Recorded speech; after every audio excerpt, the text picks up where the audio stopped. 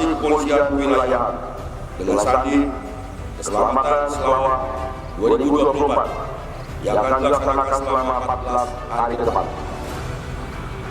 Apel gelar pasukan ini dilaksanakan sebagai cipta kondisi menjelang bulan suci Ramadan 1445 Hijriah, serta untuk mengetahui sejauh mana kesiapan personil maupun sarana dan prasarana pendukung lainnya, sehingga kegiatan operasi dapat berjalan dengan optimal dan dapat berhasil sesuai dengan tujuan serta sasaran yang telah ditetapkan.